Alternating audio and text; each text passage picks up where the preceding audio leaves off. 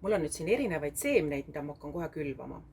Ja on potid ja erinevad külvianumad täidetud spetsiaalse külvimullaga ja ka juba niisutatud.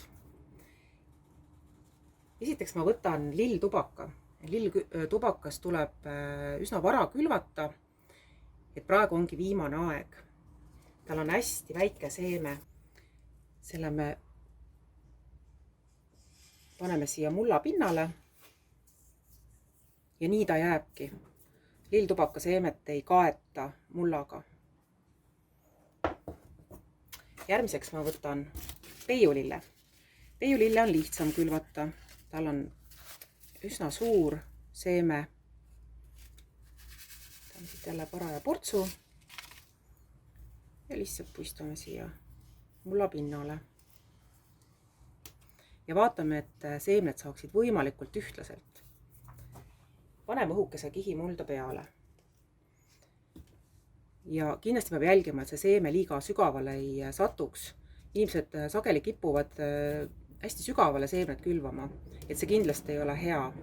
Pigem olgu seeme vähem sügaval kui liiga sügaval. Järgmiseks on päevalille seemned siin. Üks selline madal sort ja tema seeme on päris kopsakas. Teda on samamoodi väga lihtne puistata mulla pinnale. Jälle vaatame, et ta saaks võimalikult ühtlaselt. Paneme mulda peale. Soovitatakse katta ka veel liivaga või perliidiga.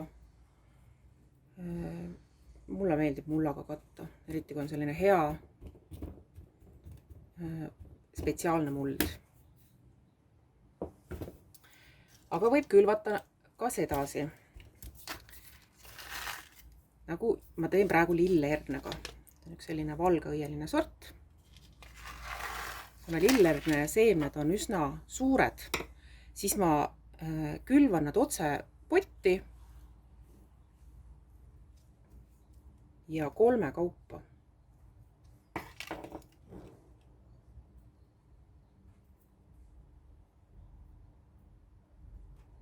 Nii, ja siia ta jääbki kuni õue istutamiseni. Ette võib külvata ka aetuba. On üks selline rohelise kaunaga sort. Ja seda võib nüüd panna 2 seemet siia potti.